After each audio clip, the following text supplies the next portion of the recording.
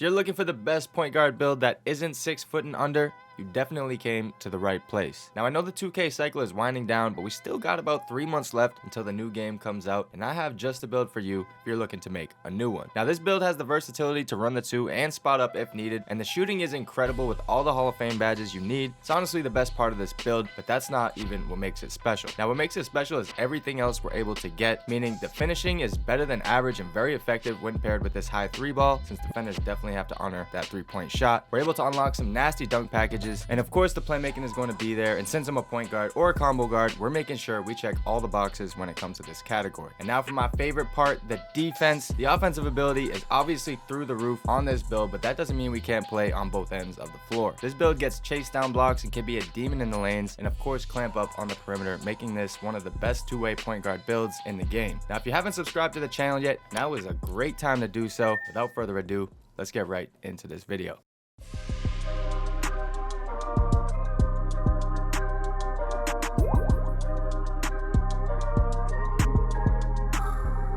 To start, we're making him a point guard because I like to run the 1 more than the 2, and you can pick whatever else you like for the rest of these. Now I'm going 6'3" and 186 pounds with a minimum wingspan for the best shooting ability, and for body shape, I always like to go compact just about every time.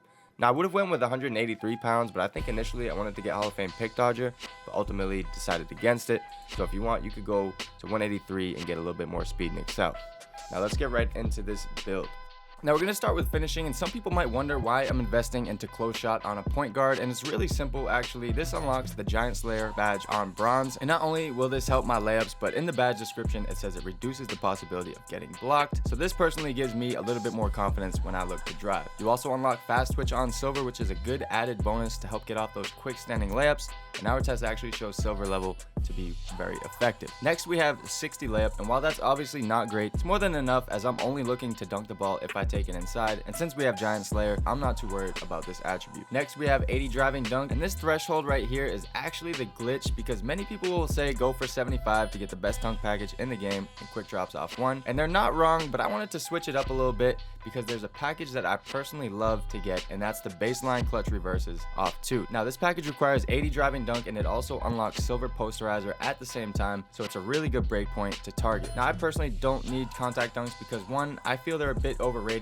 since intimidator blocks are pretty OP, and 2, because I'm only looking to take open and safe dunks. This gives us 14 total finishing badges, which is plenty, and I'll go over the badge loadout a little later in the video, but now let's move on to our shooting attributes, which is going to be the bread and butter of this build. We're going to go to a 95 3-point for this build because we had tested each attribute's make percentage and came up with this chart here, which shows the average make percentage throughout the green window. You can tell that there's not much of a drop off from 99 to 95, and while a 93-point rating is still very viable and very good, it's going to be a whole lot easier to hit and green these riskier and more aggressive shots having a 95 3-point instead of a 90. Now with that being said, we're not looking to upgrade mid-range much, but we can add one attribute to give us the extra shooting badge, which will be clutch in the long run. Now I went with 78 free throw, which is plenty, and it's more than enough to hit at least 90% of your free throws, especially if you're using real players. So this gives us 32 shooting badges, which I personally don't think is enough. So what I recommend is investing most, if not all, of your extra badge points here, depending on how many you have. Now if you want more info on what we recommend for badges, we actually have a shooting badge recommender on our website at nba2klab.com, where we tell you the most optimal shooting badge loadout for the specific number of badges you have. We always tell people to use that as more of a guide, as different loadouts can still be effective. Now next we're going into playmaking, and it's really balanced here as we have an 86 pass accuracy. We're going 1 up from 85 to get the extra badge point, and of course 85 unlocks gold bullet. I went with the 87 ball handle, which is all you need to get the animations, and unpluckable on gold, which is a must if you plan on running the offense, at least. Now if you wanted to go 88 ball handle for Hall of Fame tight handles, that's also not a bad idea either, but for what I wanted, I just stuck with 87. Gold tight handles works fine for me. Then we have speed with ball, and we're going to go 87 again, which unlocks an extra playmaking badge, giving us 30 total. And if you guys wanted to invest more into this attribute, it's also not a bad idea, as the speed with ball is probably one of the most important attributes you can have on a point guard. I wanted to make sure this build could play both ends of the floor at the point guard position, so I had to make sure I had at least gold clamps, and as you can see, I went with the 87 perimeter, which unlocks gold clamps for just 4 badge points, which comes in handy since our defensive badges are a bit limited. Now we have 90 steal rating for Hall of Fame interceptor, which I believe is still worth it if you want to play defense at at a high level, and of course 57 block to unlock that bronze chase down just to get those animations. I do occasionally see the chase down blocks on this build,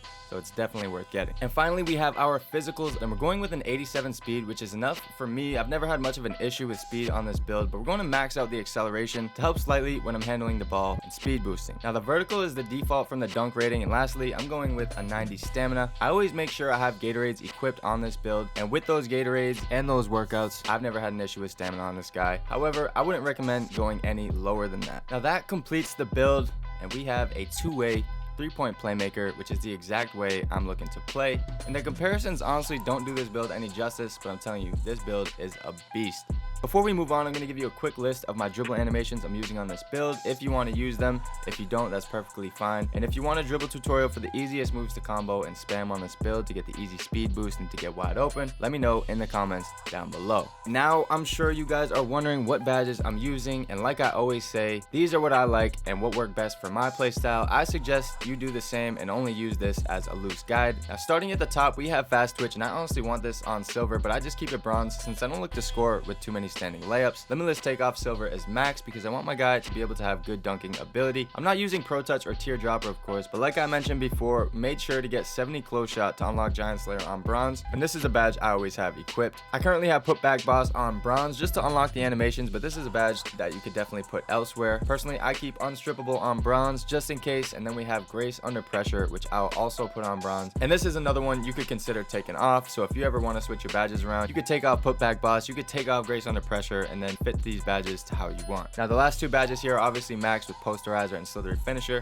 Not much needs to be said there. Now for my shooting badges, and I put my extra 6 badge points all into shooting. I debated putting 4 in shooting and 2 in defense or 2 in playmaking, but ultimately I think I made the right decision giving myself 38 shooting badge points. I'm able to max my blinders on gold since I'm looking to be aggressive with my shot. Even though the gold level isn't game breaking like it is Hall of Fame, it's still necessary for my playstyle. It's going to help me turn those light contests into open contests, and it's much easier to green. I also like to fade if I see any daylight, so I'm going to go with Hall of Fame Circus 3s, which gives an insane boost, and you can maybe get away with putting it on gold depending on how many of those shots you take, but either way, it's a great badge. Next, I'm going with Silver Deadeye since I don't expect many front closeouts when I'm looking for my shot, and since I have a high 3 ball, I'm looking to put Green Machine on bronze because the green releases do come fairly easy. Now you guys already know lucky number 7 is the glitch badge. Put that on bronze and you're good. I'm not going to say more about that. I've said that enough. Next, I'm going Hall of Fame Stop and Pop, and the boost on Hall of Fame is crazy, and I like to shoot those particular shots often, as do many 3-point hunting guards, and this is a badge that will activate on a majority of my shots personally. Great badge, especially being a ball handler. Then we have catch and shoot, and for me personally, I think silver is a really good level, and it allows me to be a knockdown spot up shooting guard in a pinch. Now since my attribute is already so high, it's not entirely needed, but it definitely helps. You could probably skip this badge if you wanted something else like rhythm shooter or whatever suits your play style more. Then I got clutch shooter, and I love this badge even on bronze just for 1 point. I think it's a worthy investment for a decent boost. It works especially good in the park since it activates more, but this is also a badge you can switch around if you'd like. On this build, we can only get gold hot zone hunter, so of course that badge is maxed out.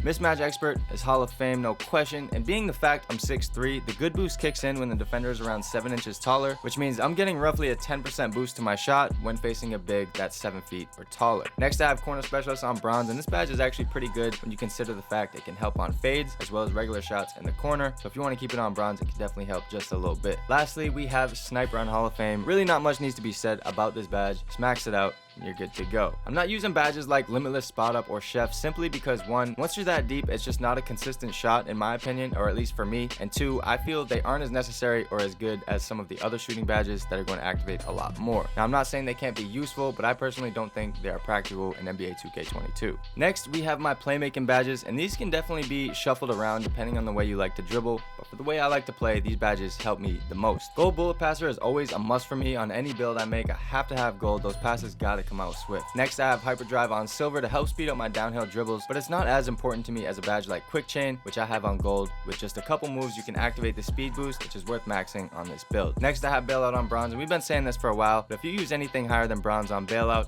it's most certainly a waste of badge points. Just keep it on bronze, and 90% of the time, you're gonna get that clean pass. I do like dimer and glue hands, but I'm skipping those badges since I'm not leaking much on the fast break, and for dimer, it's already pretty easy to shoot in this 2K. Quick first step on gold is a must have, and this this will be the primary badge you want to always keep maxed, and then I put Stop and Go on silver. We have this as an A tier badge on the website and we recommend it on gold, but badges like Quick Chain and Quick First Step should take priority, so I had to settle for silver with my 30 badge points. Then we have gold unpluckable, which is pretty self-explanatory. Handles for days should be maxed if you're running primary ball handler to allow for quicker chaining of dribble moves and prolonged stamina. And lastly, we have tight handles. For the types of moves I do, this badge comes in handy for things like the D-Rose double cross or a stationary behind the back and plenty of other moves, but I won't lie, this badge also works pretty decent on bronze, so if I'm looking to save some badge points, I may consider that. And now that's what I got for my playmaking badge setup. And now finally, we have the defense. Like I said earlier in the video, I wanted this build to get gold clamps and Hall of Fame interceptor and bronze chase down. I feel like those 3 badges are going to make me a viable defender. I'll typically keep ankle braces on a minimum of silver, and I do prefer gold, but since we're slightly limited on defensive badges, I kind of got to make do with what we got. Aside from that, we have bronze intimidator to help with the perimeter contest and paint contest, and then I'm keeping pick dodger on at least silver if I plan on playing any on-ball defense, which is good enough to help with those screens. Gold still works pretty well too. Now I have pickpocket on gold here, and I still feel like it's pretty effective, but I wouldn't be mad if I dropped it to maybe silver or bronze if I wanted to increase something like my pick dodger or those ankle braces. And now that's what I'm using for my defensive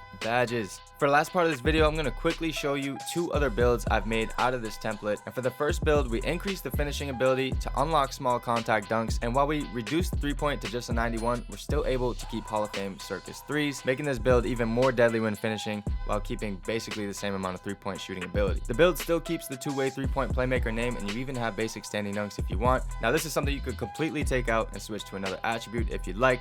I'm just throwing out options there. And now this next build here is more defensive minded and has Hall of Fame clamps and Hall of Fame pickpocket while still being able to do everything else. So if you're looking for more defense, this build here looks kind of crazy on that end. We did sacrifice a little bit of finishing, but you still have the 75 for the quick drops package. Still very effective. Now that is all we got for the best non-meta point guard build in NBA 2K22. As you know, most point guards are 6'1" and under, and honestly, I feel these taller PGs may be able to offer a more balanced attack on offense and be less of a liability on the defensive end. Now, I've been using this build a bunch in Season 7, and I'm loving it. If you guys liked the video, make sure to like the video. It's Spill, and I will catch you guys in the next one. Later.